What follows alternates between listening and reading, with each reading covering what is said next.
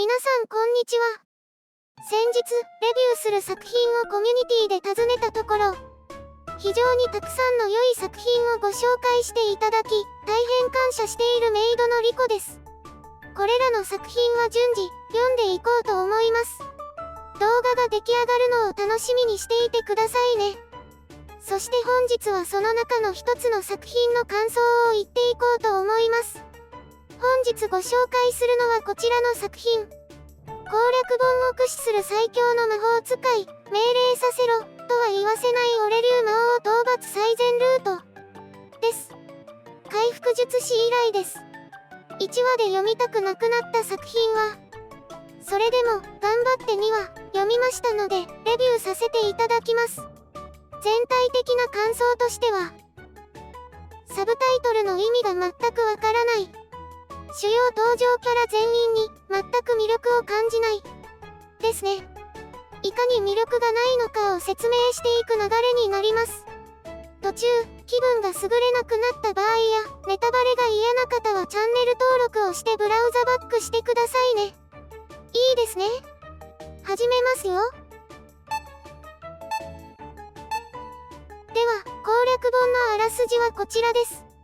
司令官である勇者の指示を忠実に守って攻撃していたのに無能扱いされる主人公、マグナス。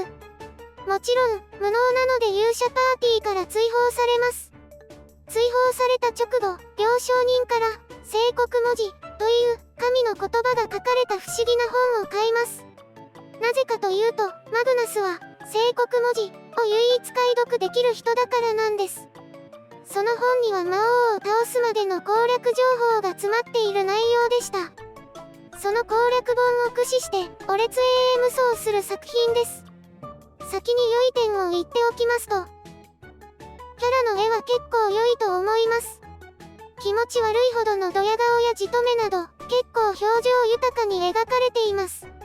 一枚絵として見れば大変良いです。そして、最高ランクかどうかはわかりませんが、遺品として置いてあった強力な杖を洞窟した時、魔王を倒した暁には、返しに来て、一緒に埋葬する。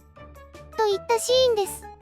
大体はそのまま自分のものにしてしまう場合が多いのですが、きちんと返す約束をするのは偉いです。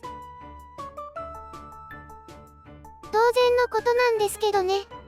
魔王を倒すのが最終回なのかはわかりませんが、覚えていてきちんと返しに行くのか、見ものです。はい、以上です。さあでは、語っていきますか。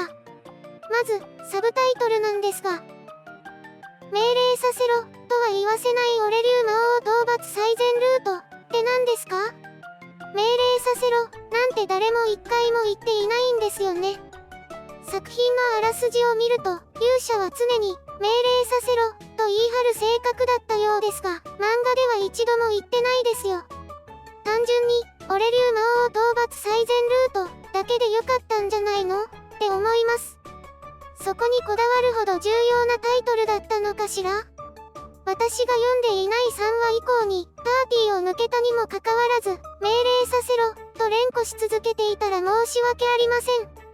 ボスモンスター戦では、勇者の指示でずっと効かない魔法を打ち続けていたから無能呼ばわりされたようですが、ボスモンスターに非魔法が効かないというのは得意な例だったわけですが、シスターが、今日も役立たずでした、と言っているのを見るに、勇者の指示がどうこうではなく、単純にマグナスが使えない人間である可能性が高いですね。役立たずであったんですから、追放されるのも仕方がないですよ。その役立たず感は全く描写されていませんけれどね。役立たず感は描写されていませんが、性格の悪さはよく書かれていましたよ。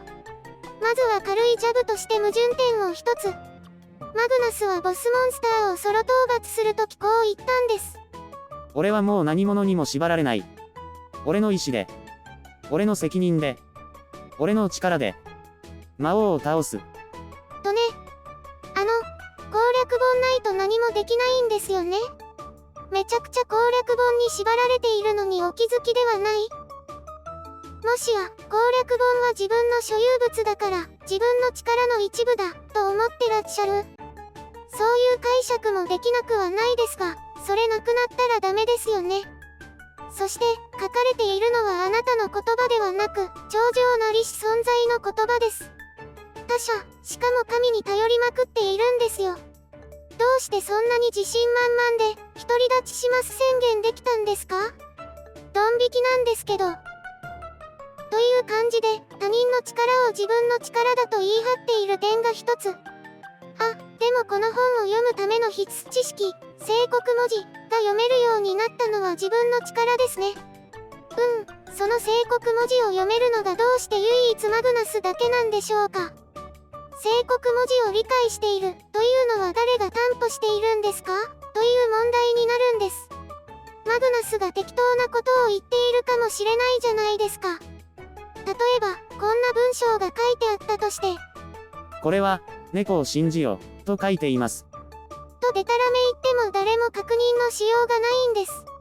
だったら文字一つ一つの意味を説明していけばいいじゃん、となるわけですが。そうすると、唯一、ではなくなるんです。解読できる人間は、俺だけ、とマグナス自身が言っているので、誰かと確認作業をしたり、論文を出したりはしていないのでしょう。神の言葉だから、それを偽証するなんてありえない。みたいに、全世界の人が盲信しているのかもしれません。いや、それしかありえないです。なんて素晴らしい世界なんだ。少し話がそれてしまい、申し訳ありませんでした。性格の悪さについてでしたね。もう一度、勇者パーティーと出会った時のお話で、魔法の杖を貴族のような贅沢暮らしを6年もできるほどの大金で勇者に売りつけるわけです。それだけ聞くと、なんてことないように感じるじゃないですか。しかし、この魔法の杖、10本以上持っていて邪魔になっているくらいなんです。そしてさらに、勇者たちのお金の出所は教会というところで、貧しい人たちから巻き上げたお金だというのを知っているんです。ムカつく相手だから、超贅沢暮らし6年分の大金で売りつけるのは良いとしましょう。それでも、かなり性悪な感じが漂いますが目をつぶるとしまして、本当に胸くそ悪いのが、貧しい人たちから巻き上げたお金だと知りながら、わざわざ高額な値段で売りつけたことです。漫画の文章を正確に伝えると、勇者を支援している教会は、治癒魔法程度で貧乏人からも大金をむしり取る生臭坊主だ。と言っているので、全部が全部貧乏人からではないにしても、そこで勇者から大金をもらったら、教会はさらにいろんな人たちから大金を巻き上げることになるでしょう。本当に頭空っぽなんだねこの主人公は。とガチめに胸くそ悪くて気持ち悪いです。間接的に国民を苦しめておいて、何が魔法使いの地位向上ですか？何が俺一人で魔王を倒すですか？大きな目標を掲げるのは大いに結構ですが、優秀な人間だったらそれ相応に頭を使いなさい。隠しダンジョンとは違う方向での胸くそ悪さですね。この胸くそ悪さに比べたら、全然大したことないキャラを一人ご紹介。女戦士のミシャです。ボスモンスターからドロップした果物を食べているとき、働かざる者食うべからず。と茶化しとかではなく、真面目にマグナスを批判したくせに、パーティーから抜ける際。あんたはそれでいいの？根性なし。と全くかばいもしなかったのになぜか煽るようなことを言い出すんです。しかもですよ、攻撃は聞いてはいませんでしたが、勇者の命令に従ってちゃんと仕事していたじゃないですか。何を見ていたの？本当に何言っているのか私にはさっぱりわからないんです。しかも、再度勇者パーティーと会って別れる際に、まだパーティーに帰る気にはならないの？って、軽い家出だと思ってるのかな？この脳筋戦士は。あのさ、犬が首輪外して脱走するのとはわけが違うんですよ。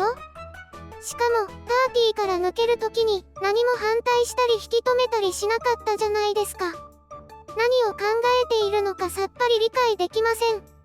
小説だったら心理描写をたくさん書けるから、もちろん書いてあるんでしょうが、漫画でも書いて欲しかったですね。この脳筋戦士はやばい。あと2人の勇者パーティーはそこまで言うことないですね。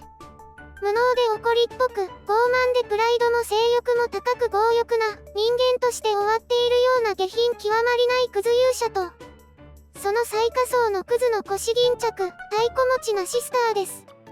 みんな、誰を見ても魅力を感じないし面白みもない。こうまで惹かれないキャラを描けるなんて、むしろ才能を感じてしまいます。伸びしろ大きいよ、もっと成長できる、やったね。私はもうお腹いっぱいなので、終わりたいと思います。大変、良い作品、でした。誠にありがとうございました。今回のレビューはいかがだったでしょうか？このような感じで、私が思ったことをありのままにレビューしていきます。このような私にレビューしてほしい作品がありましたら、コメント欄か Twitter でご連絡ください。